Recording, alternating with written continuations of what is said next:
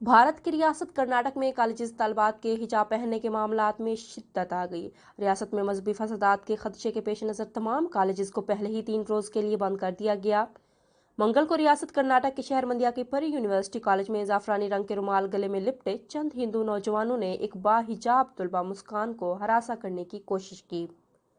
नौजवानों ने तलबा के सामने खड़े होकर जय श्री राम के नारे लगाए। तलबा ने इन नारों का जवाब अल्लाह अकबर के नारों से दिया। इसी आसना में कॉलेज का अमला तलबा को लड़कों के नरगों से दूर ले गया। इस वाक़े की वीडियो इतना वायरल हुई कि इसने पाकिस्तान और भारत के ज़राए अबलाग में जगह बना ली और दोनों ममालिक में सोशल मीडिया पर मजहबी आज़ादी के मामले पर एक नई बहस का आगाज़ हो गया है। परी यूनिवर्सिटी कॉलेज में पेश आने वाले वाक़े के बाद रियासत कर्नाटक भर में एक जानिब हिजाब पहने तलबात और दूसरी जानिब जाफरानी रंग के रुमाल गले में लटकाए नौजवानों के एहतजाज में इजाफा हो गया है। भारत में बुर्का और जाफरानी रंग के आमने सामने आने को माशरे की तकसीम से भी ताबीर किया जा रहा है। जय श्री राम का नारा लगाने वाले नौजवानों के सामने डट जाने वाली मुस्कान की दुनिया भर में तारीफें की जा रही हैं।